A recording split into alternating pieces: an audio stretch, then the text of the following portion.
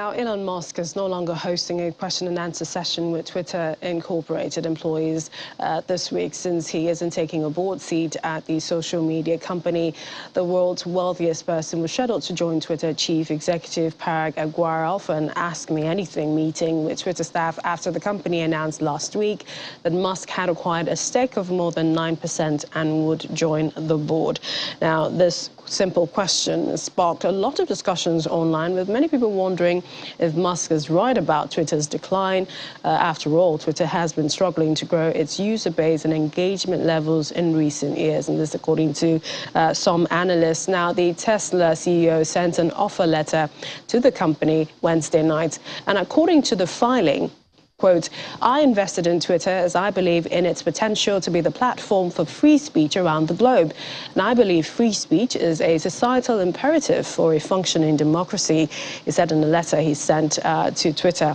He continues that, however, since making my investment, I now realize the company will neither thrive nor serve this societal imperative in its current form. It says Twitter needs to be transformed as a private company.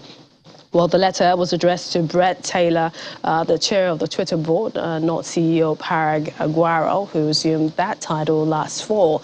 It concludes Twitter has extraordinary potential, and he says he will unlock it. Well, let's unlock what's in the mind of Elon Musk. Joining us right now is Boye Adegoke.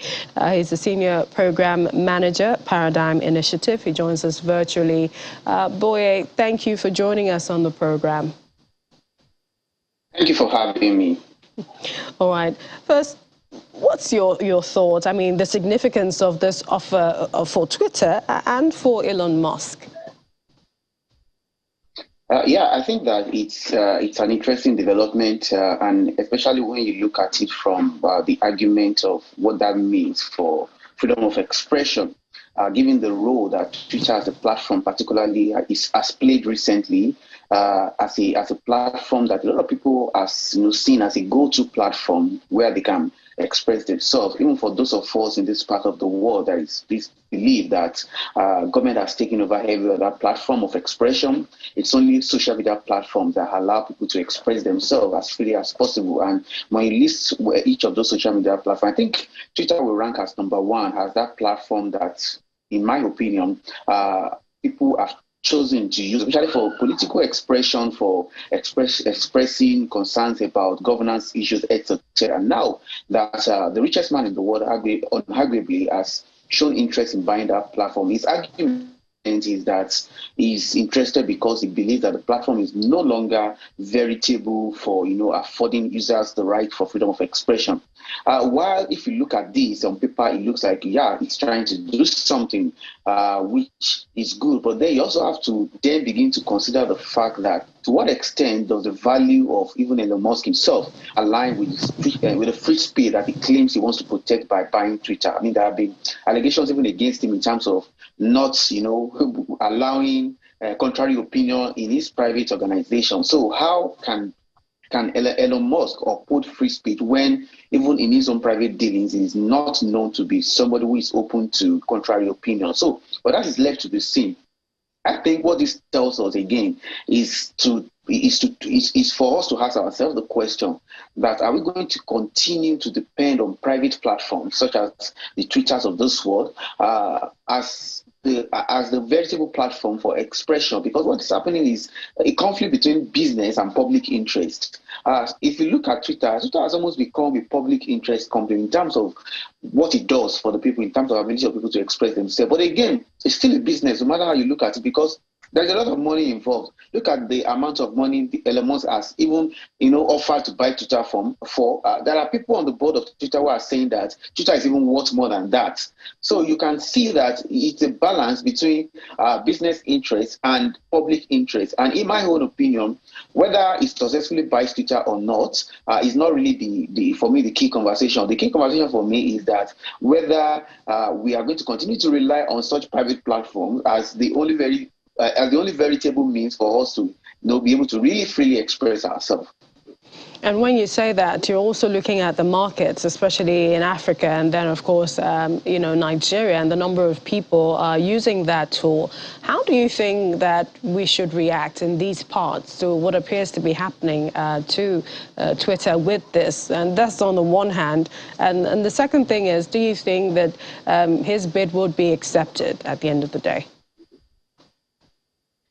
Okay, I will start from the last question in terms of whether the bid will be accepted or not. I think that's there is a lot of intrigue that has to play out in terms of what will happen in that regard because it's like I said, it's also business, and when it comes to business, money is very important. The guy has come out to say, "I'm buying this for this money." So it's for the current board of directors, the current owners, the shareholders. So one of the arguments Elon Musk is pushing out is that the shareholders also have a stake in this, and he's arguing that if the board of directors don't want him to buy, then let the shareholder vote because it's money for everybody, for people who have invested in Twitter, who have shares in Twitter. If somebody is bringing such huge amount of money, it's to their interest because that's means they're going to make more money. But on the flip side, going to the other question that you asked about, what does this mean for us in this part of the world? Is because I think to a large extent, I think we particularly, there's a poll, which unfortunately I can't quote word for word or verbatim, but there's a poll that has been conducted that shows that in Africa, we use Twitter more for political tweets, for tweets about governance, for tweets about corruption issues that, that has to do with how we are governed, than even America or the Western world where Twitter was founded. That shows you that for us, Twitter is even more critical to our public life than it is in other parts of the world. So for us, unfortunately, we don't have as much stake in terms of what eventually happens. But the question we then need to ask is, if this happens, what does it mean for us? What it means for us is that the direction that the new owner, that's if the bid is successful, goes, then determines our chances or our ability to use that platform. But I'm also happy with the fact that sometimes every problem is also, an opportunity to innovate. You would recall when Twitter was banned in Nigeria, there was a company from India that was trying to take advantage of that and fill the space. Unfortunately, it couldn't do that because it doesn't have that type of leverage. But I feel that it can go two ways. If Elon Musk takes over Twitter and it makes Twitter a more open and free platform for expression, I'm sure people from this part of the world will be more than happy to embrace Twitter, in that regard. But if Elon Musk owning Twitter means that, for example, Twitter will become a private platform, because there are people who are mooting the idea that this guy is a businessman. If he gets his hand on those platforms, maybe all these tweets that we put out freely, you probably have to start paying for you to make out some tweets, or you have limitation in terms of how many followers you can have. A lot of people are benefiting a lot today because they have many followers that they don't have to pay any money to have. So if this become privatized services, what does that mean? That means that it can't serve the current function it already serves. It means that we have to look elsewhere. I don't know what elsewhere will mean. Will it mean TikTok? Will it mean Snapchat? Will it mean a yet to be known platform, or a platform that already exists that a lot of people are not knowing? But trust me, even if this happens, I'm very, very sure that it's going to be an opportunity to innovate. It's going to be an opportunity for another platform to fill that space. But of course, we can't say anything for certain at the moment until we get to hear the outcome of the bid, whether it gets accepted, whether it becomes successful. But you can tell that Elon Musk is a very determined person. When he wants to do a thing, he goes all out to make sure he achieves it. So it's yet to be seen what's going to happen, and when it happens, the steps that Elon Musk takes after that will then determine the direction we are going. Is it going to be a one-man business? Is it going to start running things like a one-man show? All of that we tell where the direction that this will go. And Boye, this was really the argument. I mean, he already owns a multi-billion-dollar company. He's, into space technology. So what really could be his goal at the end of the day? And you've brought the other business angle, if possible, in terms of the privatization. But for a country like Nigeria, and what you've talked about, the poor and how we use it here, do you see anything indigenous floating anytime soon, the nearest future? That's interesting. But then to first, react to your first comment about he owns a lot of things, why is he interested in Twitter? You will probably, if you follow Elon Musk, you know that the guy loves Twitter. He loves tweeting. He tweets a lot. He tweets more than even the founder, the current CEO of Twitter. He tweets more than an average person. So I feel that, when you become rich to a particular level, you start pursuing things that are probably your fantasy or your certain obsession. So I guess that's why I want to buy Twitter. But then let me now come to Nigeria, where you ask the question about what does this mean for Nigeria? Does it mean that we can have a position of a local innovation? Well, there are people who make similar arguments when Twitter was banned in Nigeria that this perhaps was that perhaps was an opportunity for a local, organization to fill the gap. But unfortunately, it may not necessarily work that way. It's not like it's an impossibility, but you also need to look at the climate around here in terms of how willing we are for a platform like this that allow for free expression. I've referred to Twitter ban more than twice during this conversation. That was a development that tells you that we still have a lot of regulatory issues to deal with.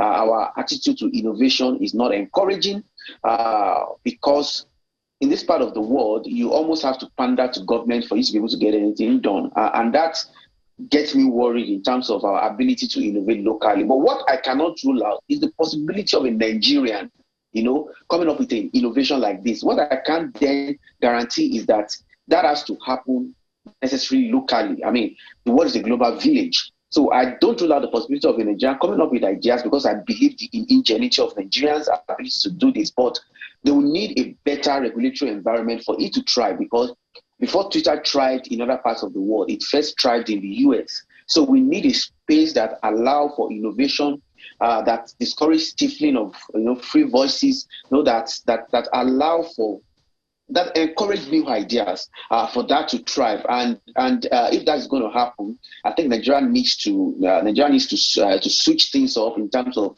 being open to innovation, not clamping down on free expression, not clamping down on young people because you don't understand their ways, you don't understand the things they are doing. I mean, this brings me back to the conversation about cryptocurrency, NFTs, and I mean, a few days ago, I was harassed by the police and all of that, and they were checking my phone for just anything to implicate me with. I don't think that kind of environment is conducive for innovation.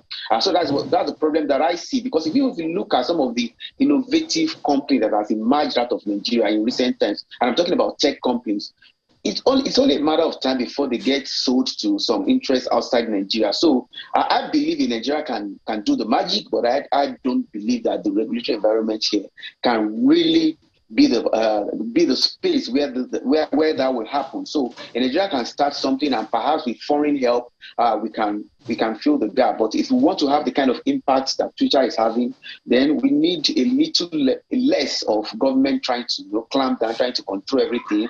Asking the NBC to regulate everything. It doesn't help. It doesn't help at all. Boye, we get your point. Thank you so much. We appreciate your time for joining us such short notice. Boye Adegoke, Senior Program Manager at Paradigm Initiative. Many thanks for joining us on The World Today. Thank you for having me.